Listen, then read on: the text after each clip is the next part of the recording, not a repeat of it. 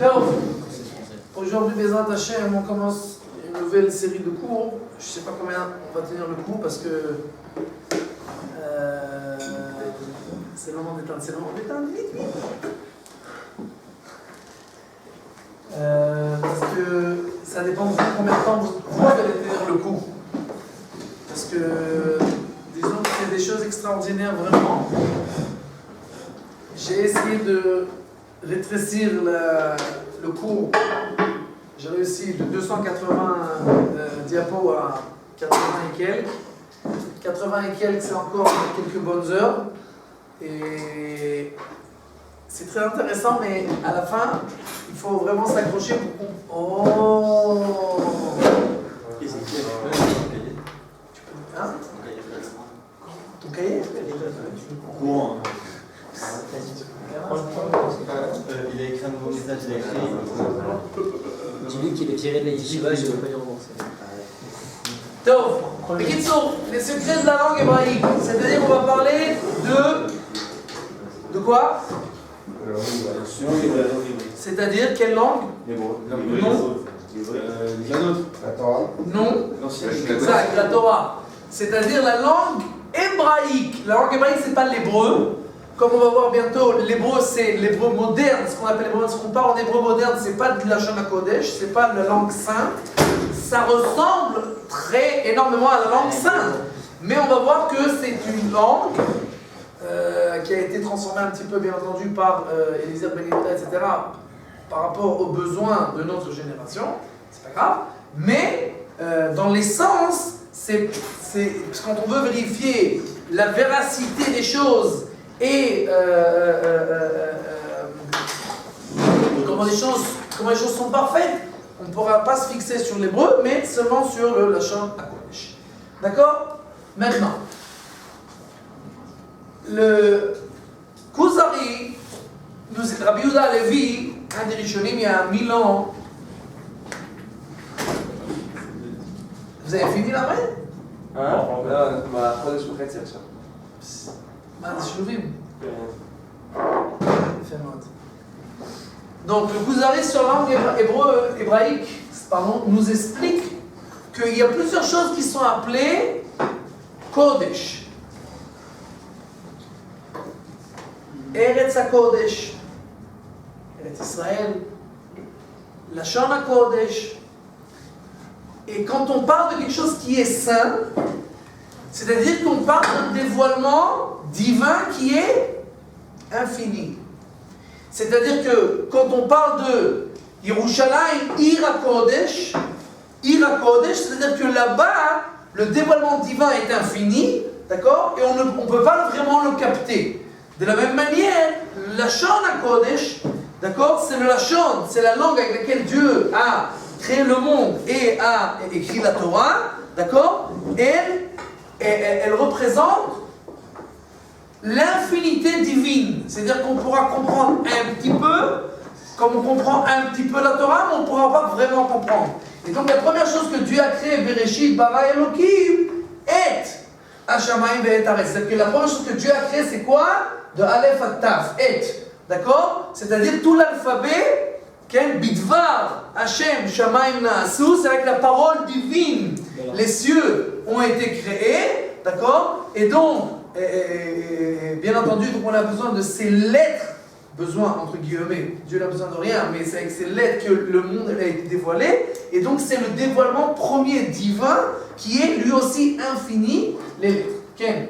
Si le et c'était la première chose qui a été créée, c'est l'alphabet. Alors comment c'est qu'il a pu écrire Bereshit bara Elohim avant et? C'est minutieux.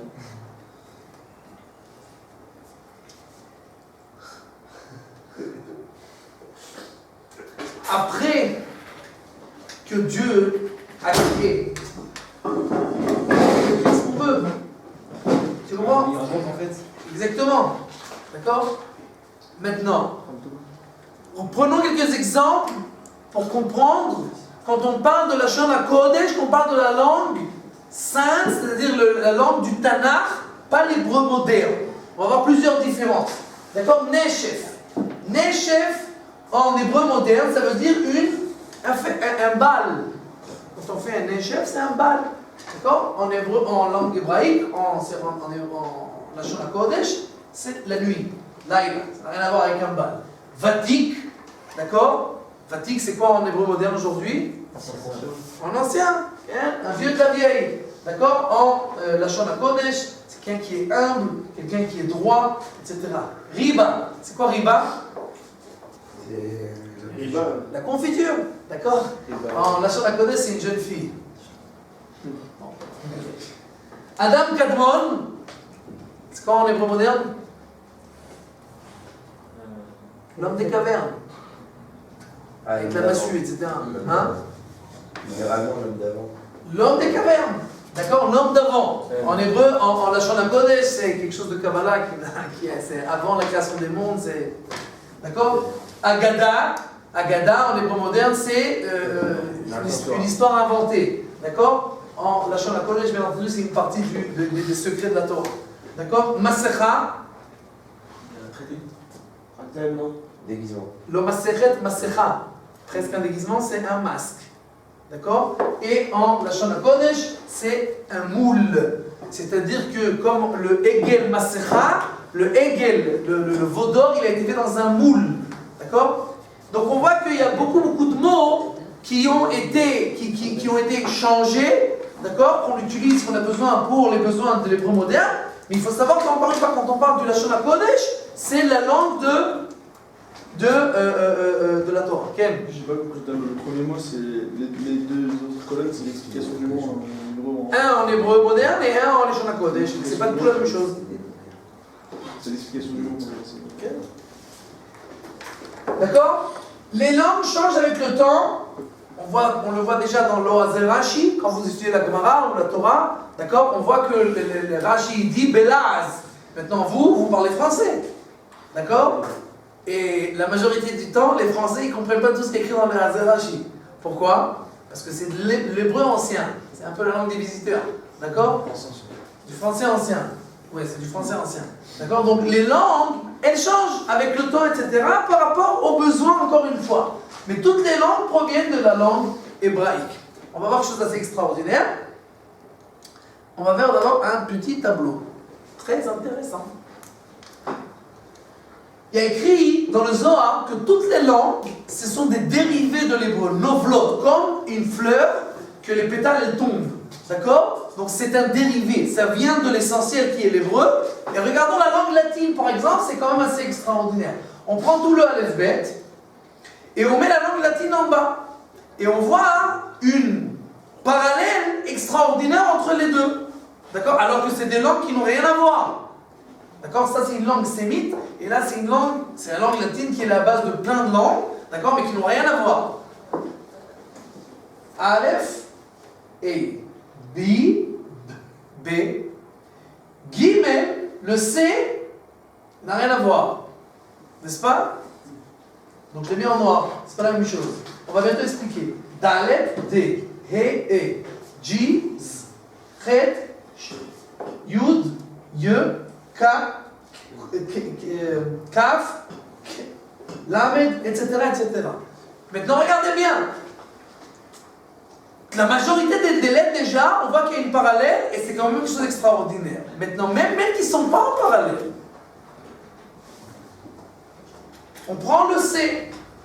D'accord? Le C, c'est quoi? C'est le K. D'accord? Le C, c'est que. Le truc, c'est que on l'a déjà ici. Donc, il ne réapparaît pas dans l'hébreu. Mais regardez quelque chose d'extraordinaire. Le que ici, c'est le kaf ici. Et c'est le C ici. C'est le même. Vous avez compris ou pas? Non? En hébreu, aucune lettre elle a la même prononciation. D'accord? Bien que les Français, pour eux, le Aleph, le Hey, le Ain, tout ça c'est la même chose. Ils lisent tout la même chose. Le Chet et le Chaf et le Kouf et le Kaf, c'est tout la même chose. Mais chaque lettre c'est autre chose, pas la même chose. Kaf c'est Kaf, Kouf c'est comme ça. D'accord? Het et Chaf. Chaf et Het. Ça vient de Chech, du gorge. la gorge, etc. Donc toutes les langues, toutes les lettres, elles sont basées sur la même prononciation. D'accord? Maintenant, vu qu'en hébreu, la lettre duquel le son c'est que, c'est le kaf. D'accord? Le kaf. Donc le kaf, c'est le kei. Le ka, pardon. D'accord? Le ka, c'est le kaf, c'est la même prononciation. Maintenant, le c et le k, ils ont aussi la même prononciation. Ok? Donc en hébreu, je n'ai pas besoin d'avoir deux fois la même lettre pour ça, vu qu'elle apparaît ici. Donc je n'ai pas besoin de l'avoir deux fois.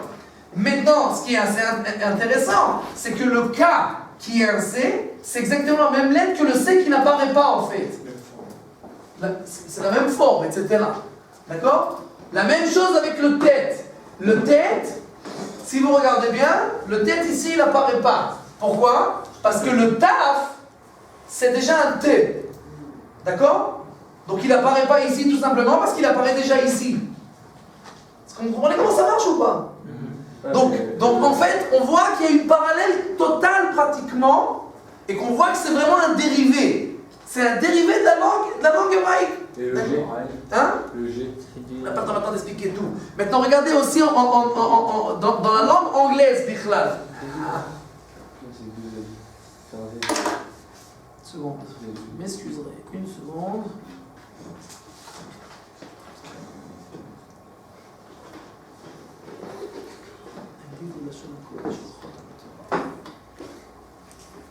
Alors, maintenant, il faut commencer à s'écouter.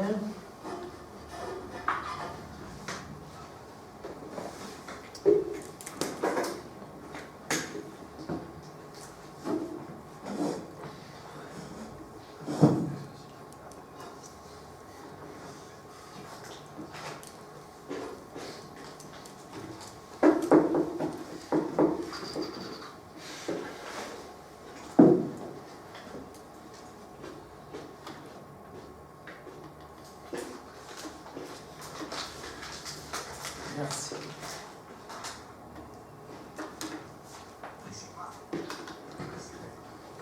Donc,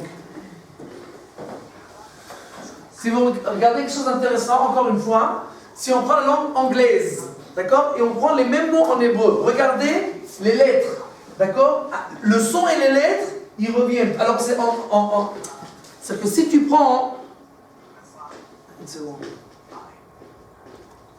Si tu prends les pérotes et fruit, maintenant, mais tu regardes en fait, P c'est le P, le Resh c'est le Resh, Vav, Taf, d'accord? Ah, pardon, c'est pas assez. La même chose, Mar'e, Mar'a, Mirror.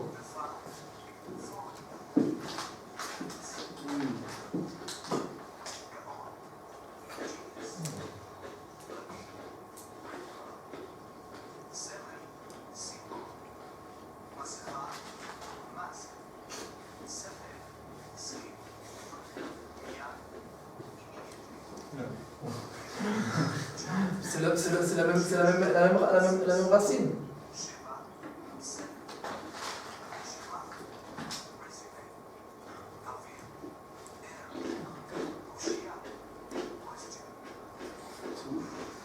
D'accord?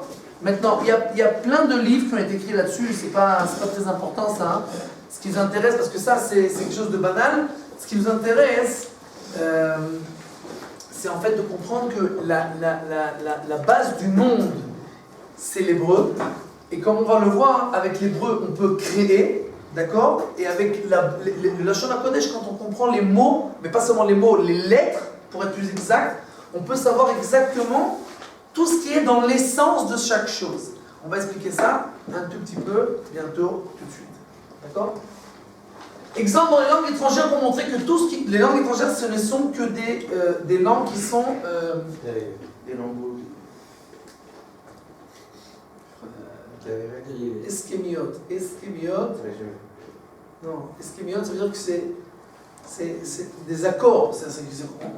On donne des noms et des mots par rapport à ce que, c'est-à-dire que toi et moi et lui, on a décidé que ça s'appelle table, alors ça s'appelle table. Mais c'est pas parce que table, T-A-B-L-E, ça représente l'essence de la table.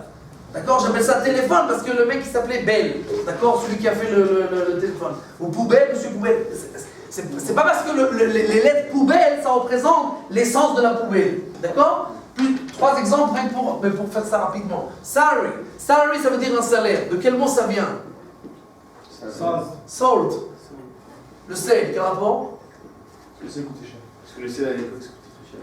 C'était une des chances. Parce que la paye qu'on donnait aux soldats à l'armée, c'était avec du sel. Le sel, c'était comme de l'argent. On payait, donc ça s'appelle salary, mais ça n'a rien à voir avec l'essence du salaire. C'est parce qu'à une certaine période, on appelait ça nylon, le nylon. D'accord? Pourquoi ça s'appelle nylon? Ben, tout simplement parce qu'il y avait les 2 grandes boîtes qui travaillaient ensemble pour faire ce produit qui s'appelle le nylon. Il y en avait une à New York et une à London. Nylon, c'est New York, London. D'accord? C'est ça. Ça n'a rien à voir encore une fois avec l'essence du nylon. Formica. Ça, c'est de la formica. C'est toutes sortes de trucs que l'on retrouve. De quel mot ça vient, formica? Formation. Formica. Formica en latin, ça veut dire une fourmi. Qui n'a rien à voir avec les fourmis. Tout simplement, il y a une centaine d'années en Allemagne, des chercheurs, des chimistes ont fait des distillations de fourmis, chose dégueulasse, qui s'appelle formaline. Formaline, c'est une distillation de fourmis.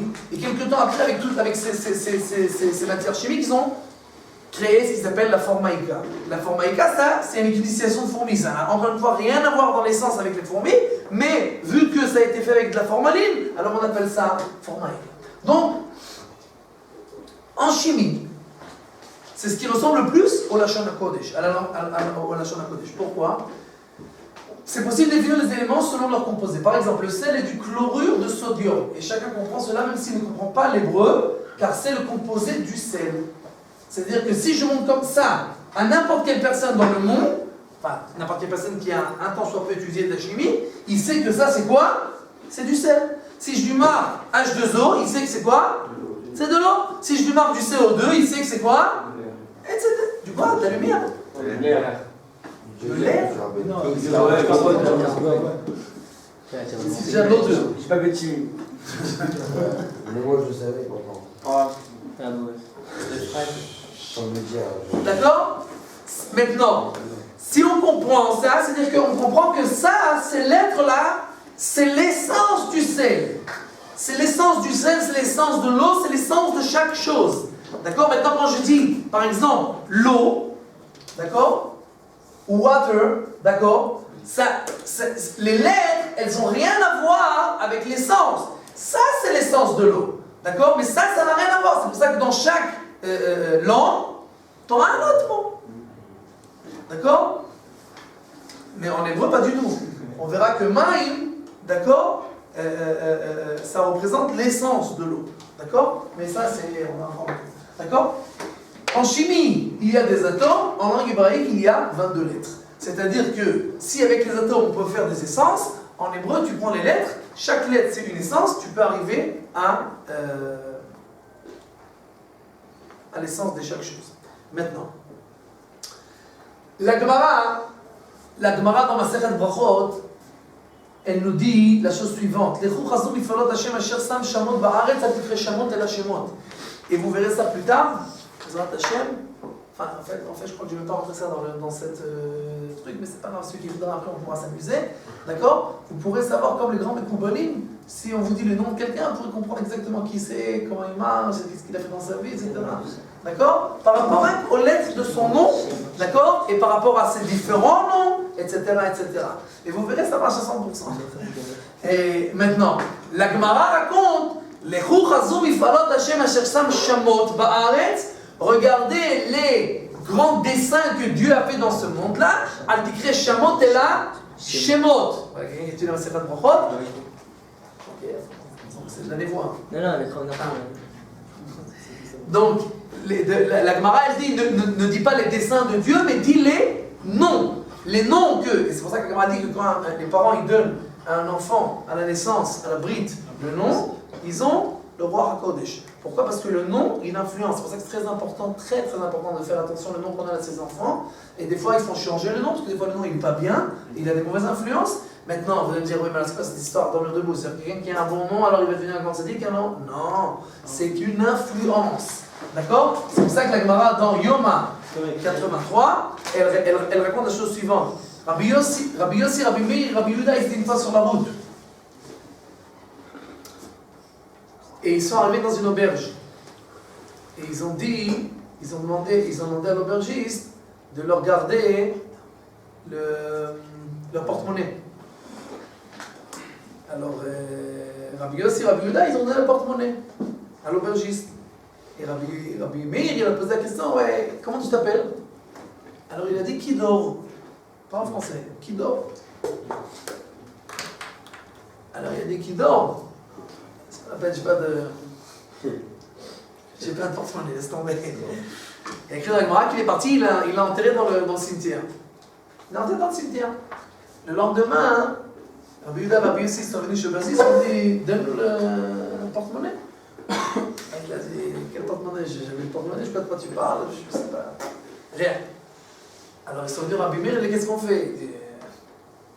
Il dit, oui, ton porte-monnaie à toi. Il dit, moi, il est caché quelque part. Il est caché. D'accord, mais pourquoi tu ne l'as pas donné? Il a dit, t'as vu comment il s'appelle? Il a dit, comment il s'appelle? Il a dit, qui dort? Et alors, qui dort? Il y a un passage, il y a un verset qui dit, qui dort ta pourrot hema. D'accord? Qui dort ta pourrot hema, ça veut dire que c'est une génération qui change toujours sa parole. D'accord? Et donc, on ne peut pas lui faire confiance, cette personne. Alors il lui dit, mais pourquoi tu ne nous as pas dit? Si tu savais par rapport à son nom que c'est comme ça qu'il allait faire, pourquoi tu ne nous as pas dit? Elle a dit, parce que le nom, il influence, mais il ne fixe pas. Pourquoi tu dis sur lui du Lachon Hara? Peut-être que lui, c'est un grand sadique, il a réussi à dévier son nom des autres choses, mais le nom, il influence. Bon, la Gemara raconte après comment ils ont fait pour récupérer leur propre. D'accord? Et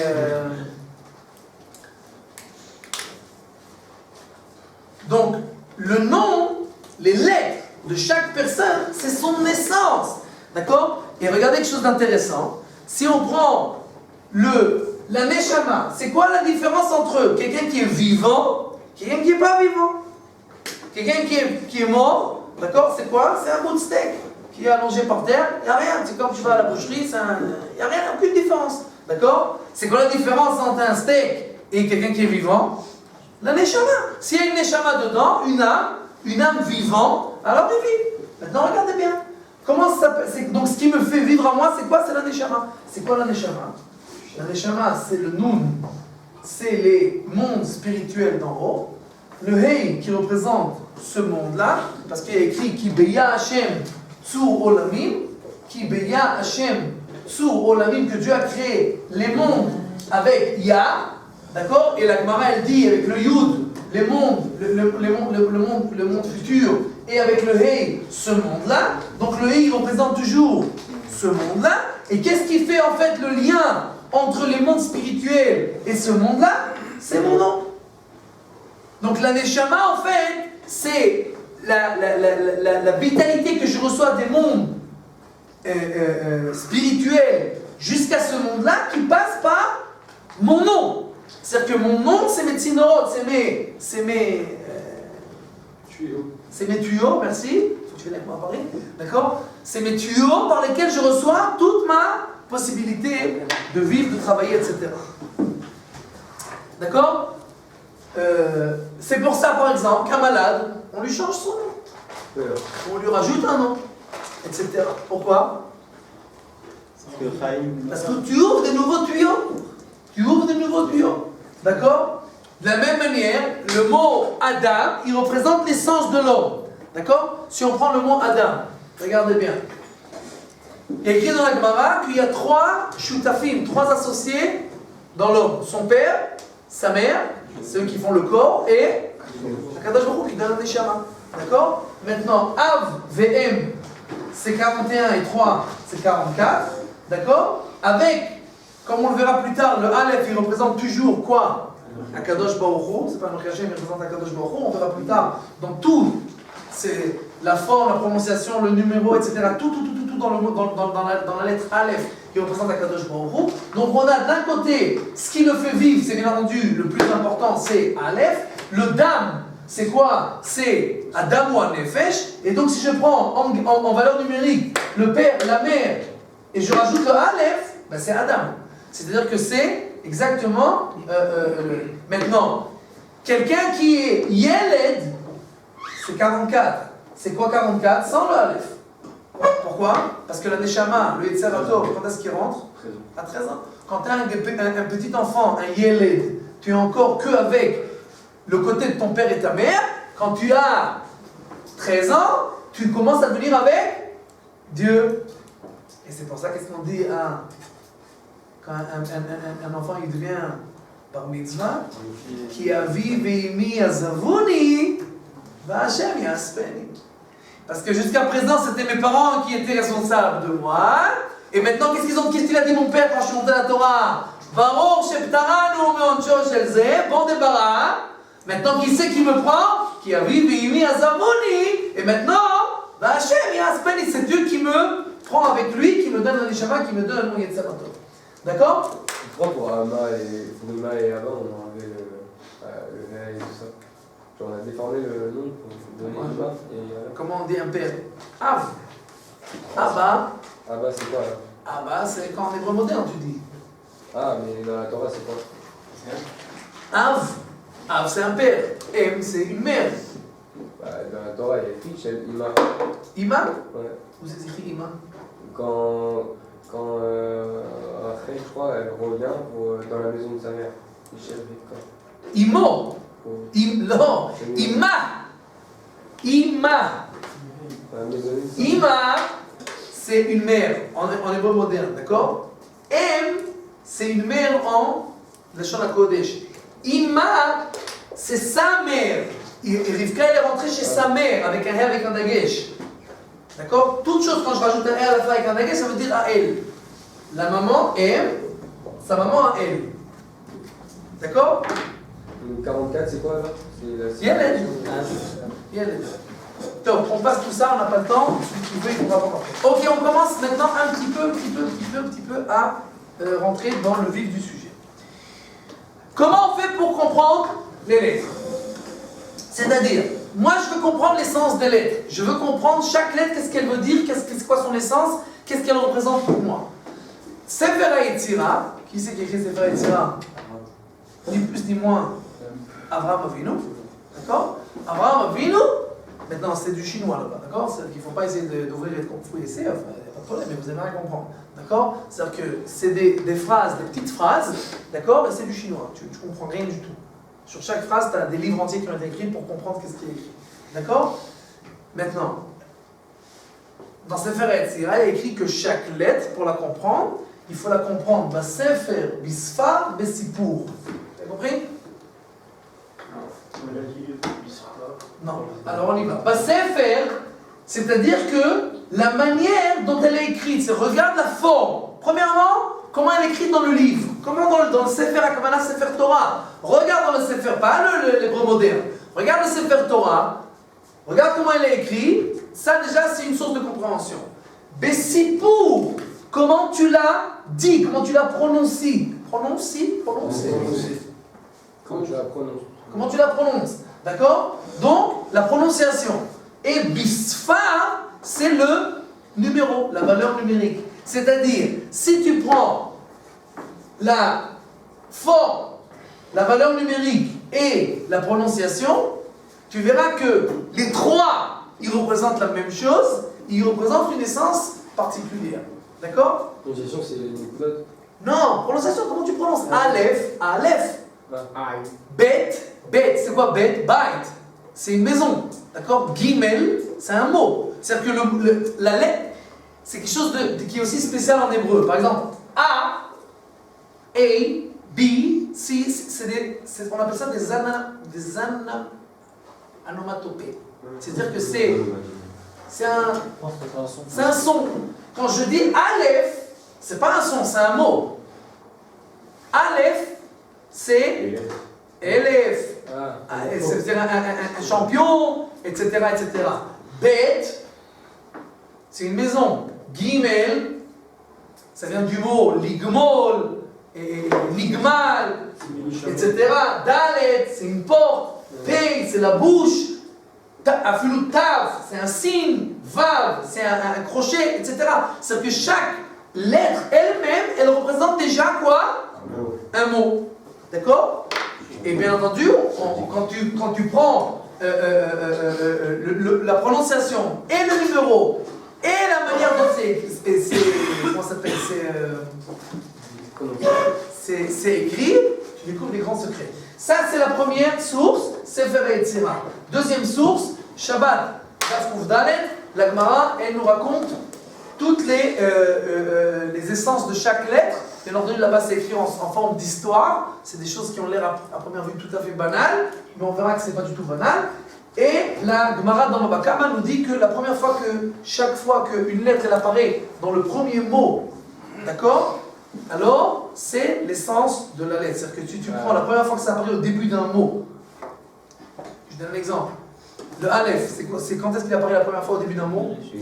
Elohim. Bereshit, bara, Elohim. D'accord? Maintenant, on parle, bien entendu, sans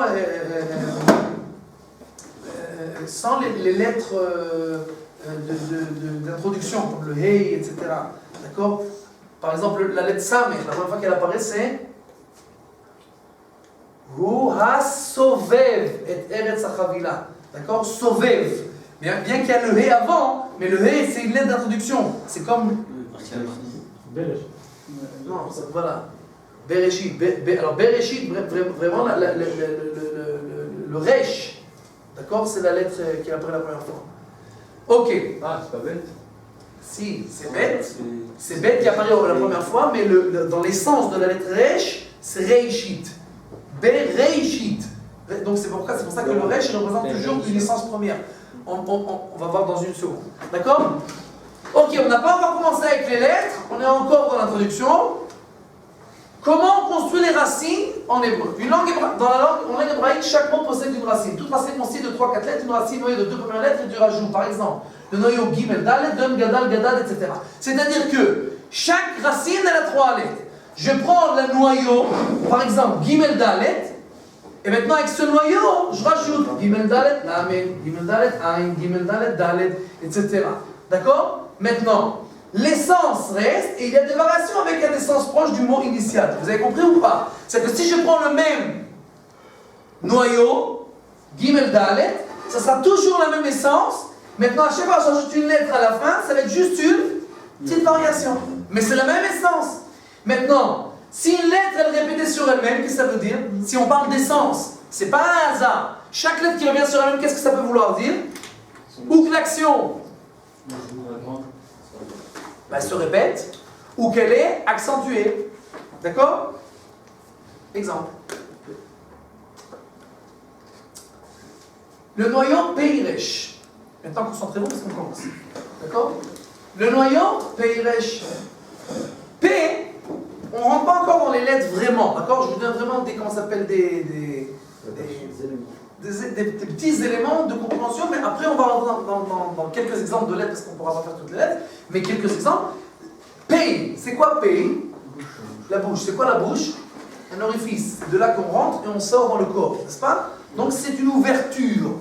La bouche, le Pei, c'est toujours ce qui représente une ouverture. Par exemple, quand il y a écrit dans la Gemara Piyamaka, c'est quand on fait, j'ai une blessure, et je fais une ouverture pour pouvoir sortir le pu. Ça s'appelle Piyamaka, d'accord? Etc. Maintenant, Reish, comme je vous l'ai dit avant, c'est quoi Reish? C'est une essence première. Si je dois dessiner ce noyau-là, j'ai quelque chose de fermé, quelque chose d'essence première comme ça, et j'ai des ouvertures. C'est ça que ça représente. Ça, c'est l'essence. Regardons. Le cercle. Le cercle, c'est comme quelque chose de premier. C'est quelque chose qui tu as une entité première, tu as quelque chose de premier, et après il y a des ouvertures, il y a des sorties, etc. C'est ça, là c'est juste pour le noyau pas. Vidéo. Exactement. Maintenant, regardons. Regardez, j'ai rajouté.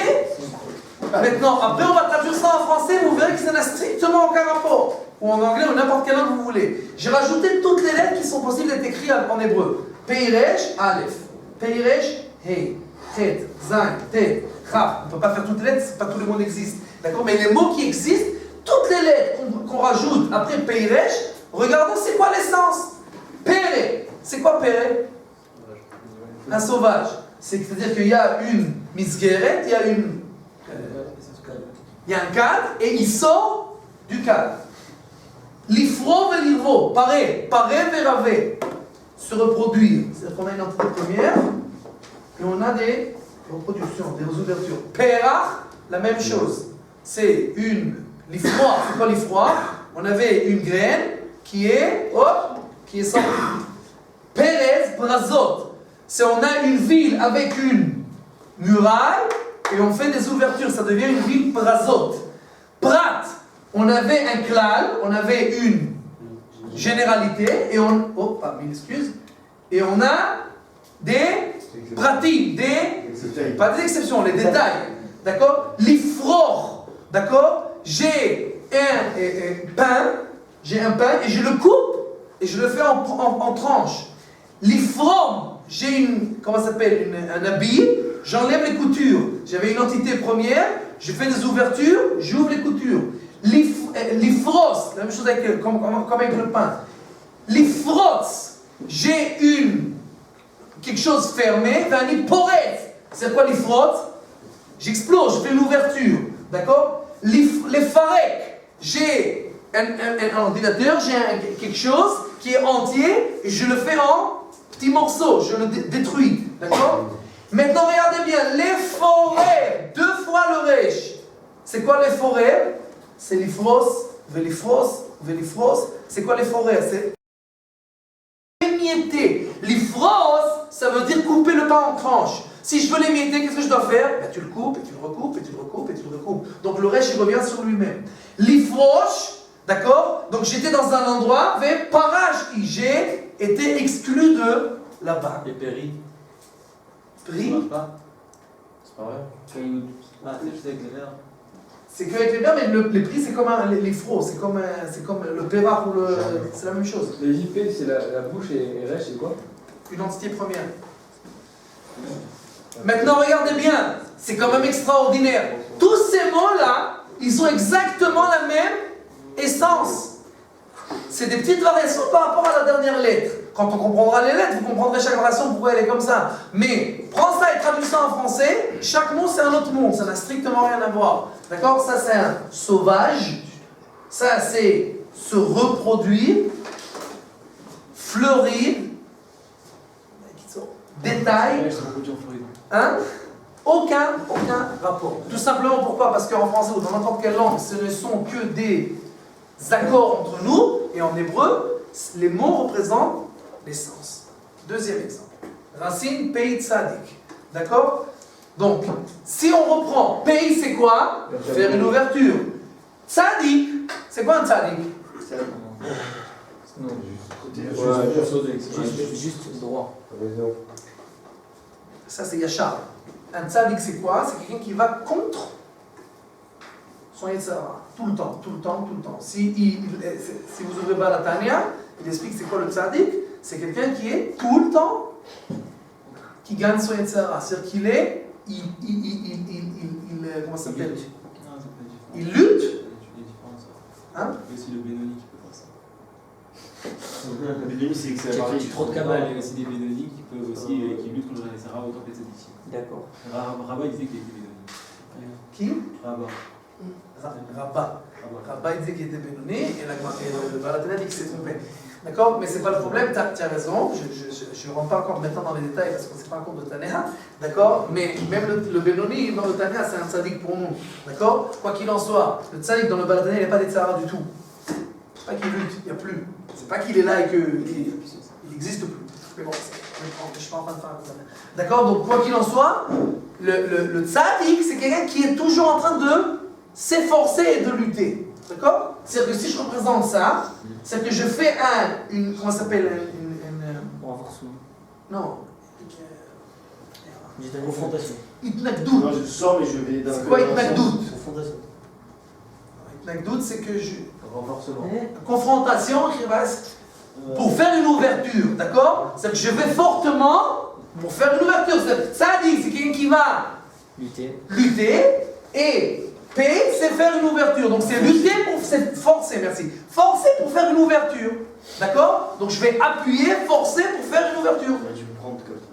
Regardons bien, je prends maintenant le pays tzaddik avec toutes les options et regardons. Les fatser. C'est quoi les fatser garinim? Comment on fait fatsrim garinim? Comment on fait pour manger des garinim? On les détache. On les détache. Comment tu fais? Tu appuies et alors tu fais une ouverture, ça sort. D'accord? Les fatser. J'ai un câble électrique et je veux maintenant je veux l'ouvrir pour l'utiliser. Alors je force et alors je fais une ouverture. D'accord? Regardez bien, tzadik, tzadik. Les fotsets. 2 fois tzadik, c'est quoi? 2 fois plus de force. Bien entendu, c'est beaucoup plus fort. Les fotsets, c'est exploser. C'est pas lutter fortement, c'est exploser. D'accord? Donc forcément, le tzadik, tzadik, il représente encore une fois ou l'action qui revient sur elle, ou la force qui est utilisée dans cette histoire-là. Pensa. D'accord? Si je fais comme ça sur ma main, il n'y a rien qui se passe. Mais si je l'appuie fortement, alors je vais faire une ouverture, ça s'appelle un petsa. C'est quoi un petsa? Une plaie. D'accord? Les aftir. D'accord? C'est-à-dire que je veux maintenant, ça c'est même d'un point de vue spirituel, les aftir, je veux que tu viennes chez moi Shabbat. Allez, je t'en prie, allez, sois sympa, viens. Allez, m'aftir. C'est-à-dire que je force sur toi pour sortir de toi quelque chose. Je veux. Voilà, j'insiste pour obtenir de toi quelque chose. D'accord? Donc, même d'un point de vue spirituel, on prend le noyau, c'est la même essence. Tu traduis ça en français, strictement aucun rapport. D'accord? Vous avez compris? Donc, on commence. Non, je passe, il y a énormément, je ne sais pas comment je vais faire ça en France, mais enfin bon, le Aleph, d'accord? On passe directement à la lettre Aleph pour essayer de comprendre un petit peu c'est quoi le Aleph. D'accord? Je vous récapitule. Qu'est-ce qu'on a vu? Comment je commence à savoir c'est quoi l'essence d'une lettre? Ah, la première chose, son valeur numérique. 2, la manière dont on le prononce. 3, la forme. D'accord? 4, la première fois qu'elle apparaît dans la Torah en début d'un mot. D'accord? Ok? On commence.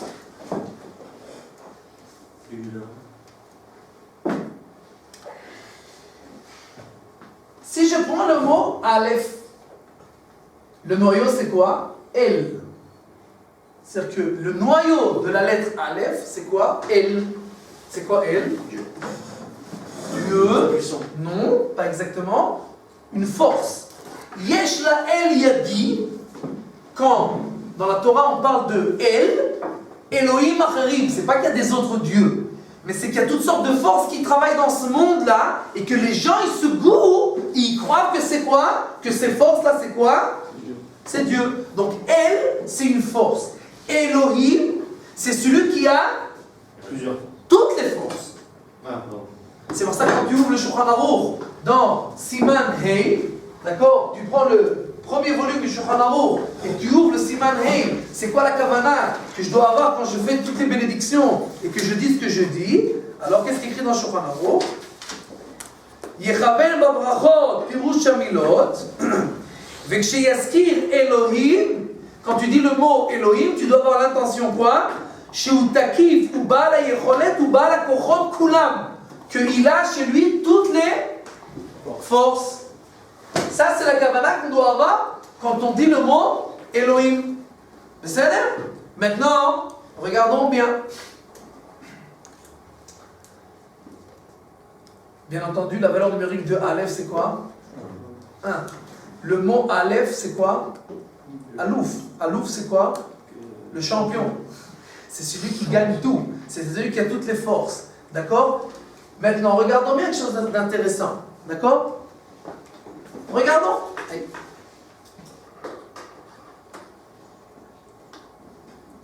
Regardons. Donc, Aleph, c'est 1. Bien entendu, le seul qui est unique, c'est la Kadosh Baruch Hu Hashem Echad. Maintenant, la forme. La forme, comment elle est écrite? Avant de parler de la forme en général, chaque lettre en hébreu, elle est créée de d'autres lettres, des petites lettres. Maintenant, regardons. Ça, c'est un Vav. Ça c'est un Yud, ça c'est un Yud.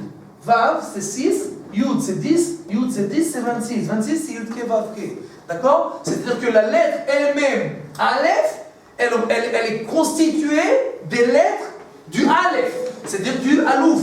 Maintenant, c'est quand même intéressant parce que le Aleph, c'est quoi Aleph en hébreu? Elef, c'est quoi Elef? 1000.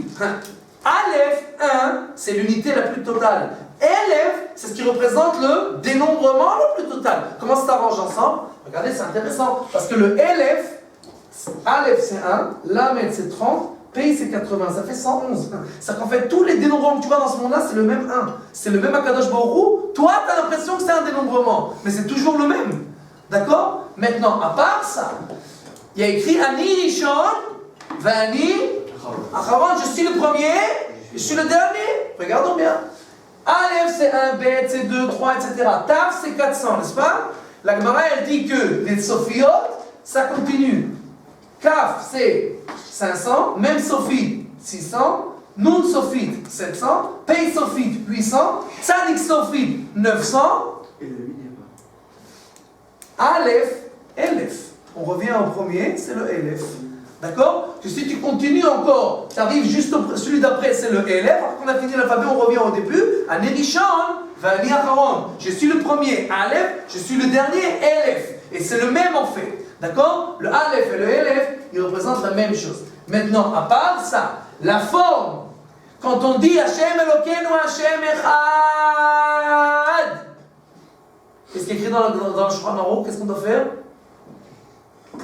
Que Dieu il est aux 4 coins du monde. C'est pour ça que le Aleph, la forme, elle représente que c'est aux 4 coins du monde. Parce que, encore une fois, et bien entendu, la première fois que ça apparaît dans la Torah, c'est Elohim. Donc, la première fois que ça apparaît dans la Torah, c'est Elohim. La valeur numérique, c'est Dieu, c'est 1. La prononciation Elef, Aleph, le champion, c'est Dieu. Le Aleph lui-même, quand tu le fais en valeur numérique, c'est 1, 1, 1, 1. C'est Kadosh Baruch Hu. La forme, c'est 26. La forme, c'est les 4 coins du monde, c'est Dieu, etc. Donc on voit que dans... Et maintenant, si tu prends n'importe quel mot où tu as maintenant, c'est extraordinaire. Parce que, regardez bien, pour ceux qui sont dyslectes, les Français qui ne savent pas faire la différence entre le Aleph, le He et le Aïn, je vais vous sauver la vie maintenant. Parce que quand on commence à comprendre l'essence des choses, alors même si je ne sais pas comment ça s'écrit, je sais maintenant oui comment ça s'écrit. Regardez bien, Aleph, sans R, Aleph. He, c'est un peu avec de l'air. Aïn, c'est avec la gorge. Ça s'appelle une langue gutturale. D'accord? Donc le Aleph, il représente la spiritualité la plus totale. On n'utilise aucune force du corps. Aleph, bien entendu, qui représente Dieu. Donc, bien entendu, c'est pour ça que quand je parle et quand je dis « je vais faire quelque chose », qu'est-ce que je fais pour dire ça? Toujours, je rajoute un Aleph avant le mot. Eshan, Eshte, Eler. Pourquoi? Parce que qui c'est qui fait? C'est ma neshama, c'est le Aleph. Donc quand je dis c'est moi, c'est pas moi, c'est mon Aleph, c'est ma neshama. Une seconde, d'accord? Maintenant, si je suis dyslecte et je sais pas c'est quoi, si c'est un Aleph ou un Aïn, tout simplement tu réfléchis. Est-ce qu'on parle de spirituel ou de matériel? Si c'est spirituel, c'est Aleph. Si c'est matériel, c'est Aïn. Le Aïn, il représente quoi? L'utilisation du corps, c'est-à-dire quelque chose de matériel. Regardons bien, or et or. Or, c'est la lumière spirituelle. Or, c'est la peau, c'est matériel. Osher, le bonheur. Osher, la richesse. Un est spirituel, l'autre est matériel. Omed, c'est une évaluation, c'est spirituel. Omed, c'est que je suis debout sur quelque chose, c'est matériel. Kriya, ça, c'est une évaluation. D'accord? Kriya, je t'appelle. D'accord? Et Kriya, je déchire. Un, c'est matériel, l'autre, c'est spirituel. Atzil, quelqu'un qui est noble. Spirituel. Atzel, quelqu'un qui est paresseux, complètement dans la matérialité. Efer, c'est ce qui reste du feu, c'est spirituel. Afar, c'est la poussière qui est tout à fait matérielle. El, je vais vers une destination spirituelle. Al, je suis sur quelque chose, c'est matériel. Donc, si je prends un mot et je ne sais pas comment je l'écris, réfléchis. On parle de matérialité ou de spiritualité? Si c'est matérialité, tu l'écris avec un Aïn. Si c'est spiritualité, tu l'écris avec un Aleph. Quand on va comprendre les différences entre les lettres, vous comprendrez aussi que le Kaf, le Kouf, tout ça, si tu sais c'est quoi l'essence de la lettre, tu sais écrire chaque mot, tu sais comment il s'écrit. Aïn, c'est matériel. Et le He? Le S, c'est le milieu. Bon, c'est plus compliqué. Chaque verbe au futur, on rajoute un aleph. D'accord? Hein? Chaque verbe au futur, on rajoute Si tu dis moi je vais faire, alors automatiquement ça va être avec un Aleph. Ken? Juste alors, quand on avait vu Aleph, on avait dit que la racine c'était L et que L ça voulait dire la force. Et quand on prononce la lettre Aleph, on ne doit pas dire de force, juste Aleph. On obtient quoi? Vous avez dit que quand on dit la lettre Aleph, c'est direct, c'est pas forcément avec de la force, c'est contradictoire. Bien entendu que c'est pas contradictoire, parce que la force par excellence c'est la spiritualité, qui n'a besoin d'aucune force matérielle pour travailler. D'accord? Nous on a besoin de notre corps pour travailler, mais quelqu'un qui a la spiritualité, il a besoin d'aucune force physique pour travailler. Maintenant, regardez bien, la parashat Hashavua. La parashat Hashavua. Esav, et Rivka elle est enceinte. Ve'ine tomim bevitna. Tomim, c'est quoi tomim? Des jumeaux, mais il manque un quoi? Il manque un Aleph. Pourquoi il manque un Aleph? Quand il y a Zerach et Pérez qui sont nés dans deux parachutes, écrit Teomim bebitna avec un Aleph. Là, tout simplement parce que Zerach et Pérez, les deux c'était tzadikim, donc il y a un Aleph. Tomim, là on a Esav. Esav c'est un rachat, donc automatiquement il n'y a pas de Aleph. Le mot Khatak, qui représente les fautes qu'on fait, il apparaît 45 fois dans la Torah, d'accord? Et il apparaît tout le temps avec un Aleph, les Khatak. Il y a une seule fois il apparaît sans Aleph, c'est quand on fait une faute de Avodazara. Tout simplement parce que quand tu fais Avodazara, il n'y a pas Kadosh Baruch Hu, donc automatiquement le Aleph il est parti. D'accord? De la même manière.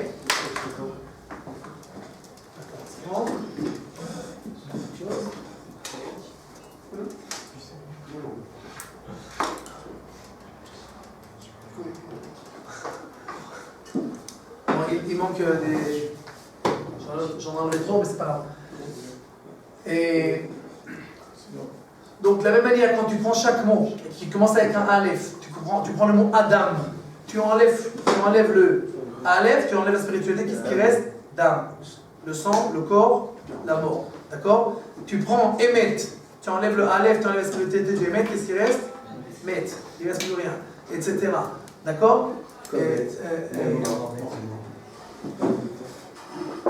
Aide aux enfants qui ont des mains différenciées. La même chose qu'on avait avec le Kaf, le Aleph et le Ain, avec le Kaf et le Kouf. On n'y est pas du tout arrivé, mais je vous le dis en deux mots, comme ça vous pourrez écrire normalement quand vous écrivez. Le Kaf, on a 22 lettres dans l'alphabet. Kaf Bet Advan de Oraita, comme il est écrit dans le Zohar Kadosh. Kaf Bet Advan de Oraita.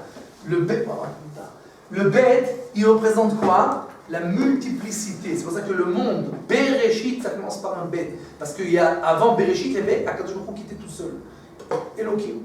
D'accord? Ve'roach Elohim ha'achevet al pnei hamayim. Mais à partir du moment où on a commencé à créer le monde, on a la multiplicité. Et c'est pour ça que le Bet, il représente toujours quoi? La multiplicité. Miut Rabim, Shnaim. Et c'est pour ça qu'en hébreu, tous les numéros, ils sont écrits au singulier. Echad, Shalosh, Arba, Chamesh. Le seul qui est écrit au pluriel, c'est Shnaim. Pourquoi? Parce qu'il représente la multiplicité. Maintenant, regardez bien, le Bet et le Kaf, ils s'écrivent presque la même chose. Tout simplement parce que c'est avec ces deux lettres qu'on a créé le monde. Pourquoi? Parce que le Kaf, c'est quoi Kaf? Kaf, comment je le prononce? C'est la paume de la main. Kaf Ayad. Maintenant, le Kaf Ayad, ma main, pourquoi je peux faire... Si ma main était comme ça, je ne peux rien faire avec. C'est parce que je peux la plier avec cette forme-là du Kaf, je peux donner forme aux choses. Donc le monde a été créé avec les 22 lettres. Pourquoi les 22 lettres? C'est pour ça qu'ils sont à la même place, des ragas. Ça c'est les deux des dizaines, et ça c'est des unités, ça c'est les deux des dizaines. Tout simplement pourquoi? Parce que c'est de donner la forme à la multiplicité. C'est ça le monde. La création du monde, c'est de donner la forme à la multiplicité. Maintenant le Kaf, il représente cette forme-là, de donner la forme. Ben, tout simplement, tu réfléchis maintenant, tu es en train d'écrire un mot, tu réfléchis. Ce mot-là, qu'est-ce qu'il veut dire? S'il veut dire quelque chose de rond, ou quelque chose qui accepte une forme, qui accepte, c'est un réceptacle, c'est avec un kaf. Si c'est quelque chose qui pique, ou qui est quelque chose qui est la fin de quelque chose, etc., c'est avec un kouf. Je peux t'expliquer maintenant pourquoi. D'accord? D'accord? Tu regardes maintenant, tu prends tous les mots, kli, kaf, kapit, kos, kad, kar, klouv, kele, kaveret, kio, tout ça. Tout simplement, pourquoi? Parce que ce sont des réceptacles. comme le kaf qui est un réceptacle de la forme, d'accord? Alors, tous les mots qui sont avec un kaf, c'est quelque chose de réceptacle. De la manière, les choses qui sont rondes, de la manière que la kaf, le kaf hayad, elle s'arrondit, d'accord? De la manière, tout ce qui est rond, keter, kadour, keres, groove, ka'ab, kipa, kova, makunta, etc., ce sera toujours avec un kaf, d'accord? Samer, on est loin encore du Samer. On est loin. Donc, est-ce que vous avez compris un petit peu de quoi on parle?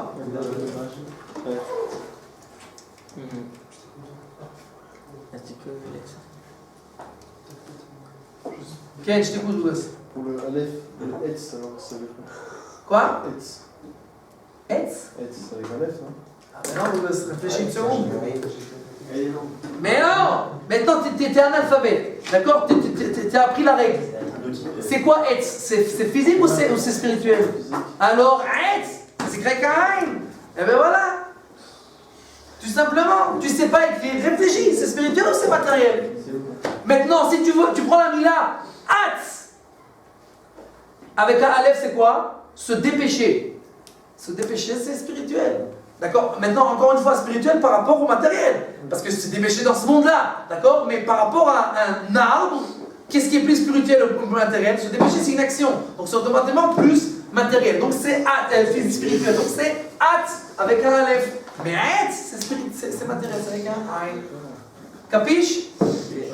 Question? Ce n'est qu'une maigre introduction et à chaque Azor qu'on essaie de comprendre un peu plus la prochaine.